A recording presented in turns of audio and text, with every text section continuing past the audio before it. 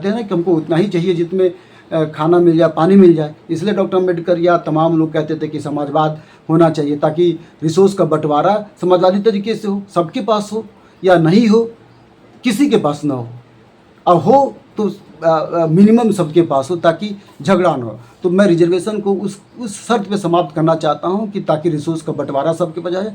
और जो साइकोलॉजिकली आपने हमारे दिमाग में या लोअर कास्ट अपर कास्ट ये शब्द हैं, लोअर कास्ट अपर कास्ट जो मैं भी इस्तेमाल कर रहा हूँ, ये शब्द ही गलत हैं।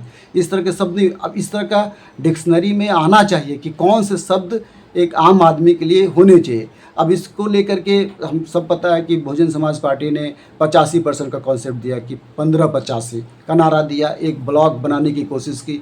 तो ये जो ब्लॉक बनाने की कोशिश की, इस तरह के ब्लॉक बनने से क्या है कि समाज में विभाजन होता है। और ये ब्लॉक तब तक बनेगा जब तक बराबरी के बाद सब चीज़ों में, रिसोर्स में और साइकोलॉजिकली स्तर पे हम चमार कह करके हमारे अंदर इन्फीरियरिटी कॉम्प्लेक्स आता है, ये नहीं होना चाहिए। ब्राह्मण कहने से आपके पास जो सुपीरियरिटी का कॉन्सेप्ट है वो नहीं होना चाहिए। जब तक सुपीरियरिटी का कॉन्सेप्ट, सुपीरियरिटी का मतलब कैसे कहूँ, सुपरमैन टाइप का कॉन्सेप्ट नहीं होना चाहिए।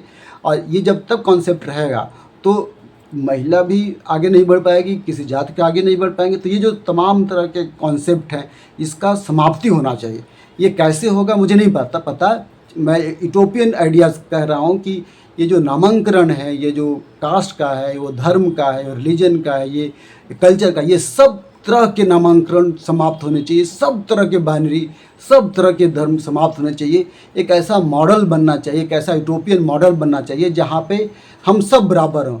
आप एक अगर बायोलॉजिकली हम लोग एक बायोलॉजिकल कैटेगरी हो, बस बायोलॉजिकल कैटेगरी हो, उसमें पुरुष महिला भी न हो। एक बायोलॉजिकल कैटेगरी हो, एक सोसाइटल कैटेगरी हो जिसमें कि सब लोग बराबर हैं, कोई किसी का, सबके पास बराबर की ज़मीन हो और सब लोग बराबर का एजुकेशन प्राप्त करें। मतलब कोई प्राइवेट यूनिवर्सिटी ना हो, कोई सरकारी यूनिवर्सिटी हो। अगर सरकारी यूनिवर्सिटी हो तो एक यूनिवर्सिटी हो, वो सरकारी हो, जिसका पूरा का पूरा खर्चा सरकार वहन करे। यहाँ तक कि शादी विवाह में भी सरकार ही वहन करे।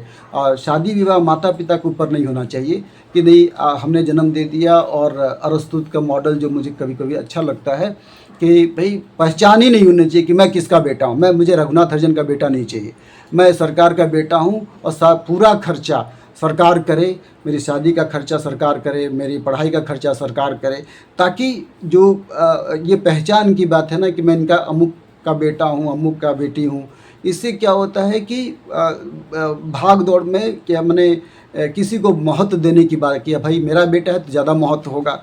अगर मैं आईएएस का बेटा हूँ, मेरी पहचान है, तो हम भाई कोशिश करेंगे कि मेरा बेटा को नौकरी मिल जाए। अब देखिए पूरे भारत में जितने भी बड़े नेता हैं, चाहे किसी पार्टी के हों, किसी कास्ट के हों, चाहे वो दलित ही क्यों ना हो, सब लोग अपने बेटे को ऑक्सफोर्ड कैम्ब्रिज में पढ़ाना चाहते हैं, मंत्री पढ़ाना चाहते हैं, सब पढ़ाना चाहते हैं। तो ये जो पहचान है कि नहीं आप इसके बेटा, ये पहचान भी नहीं होना चाहिए। आप जिम्मेदारी, आप बच्चा पैदा कर रहे हैं, ये बच्चा सरकार पे हो। हम तो ये कह रहे हैं कि पति पत्नी की भी पहचान नहीं होनी चाहिए, कोई पहचान नहीं होनी चाहिए। ये जो नफ़रत फैलाया जा रहा है सोसाइटी में पति पत्नी के नाम पे, पेरियार कहते थे कि पति पत्नी तो होना ही नहीं चाहिए, वो इस शब्द का विरोधी थे। और मैं भी इस शब्द का विरोधी हूँ कि पत्नी मतलब गुलाम और पति मतलब मास्टर। जैसे माई लॉर्ड भी ये क्वेश्चन है। कमला भसीन कहते हैं कि माई लॉर्ड तो होना ही नहीं चाहिए, और बिल्कुल सत्य है। और ये जो बच्चा पैदा करने की जिम्मेदारी महिलाओं पे आती है, इस तरह की भी बात नहीं हो। अगर है तो मैं कह रहा हूँ कि बच्चा पैदा कीजिए और सरकार को दे दीजिए, सरकार अपने हिसाब से उसको आगे बढ़ाए। तो मैं इस पक्ष में हूँ कि सरकार पूर्ण रूप से एब्सोल्यूट सेंस में, सरकार के एब्सोल्यूट सेंस में कि सरकार पूरी जिम्मेदारी ले, ज़मीन का भी, घर का भी, शादी का भी, सब का ज़मीन का सरकार जिम्मेदारी ले, ताकि समाज में किसी प्रकार का विभाजन न हो। मैं आपके माध्यम से ये कहना चाहता हूँ। Thank you.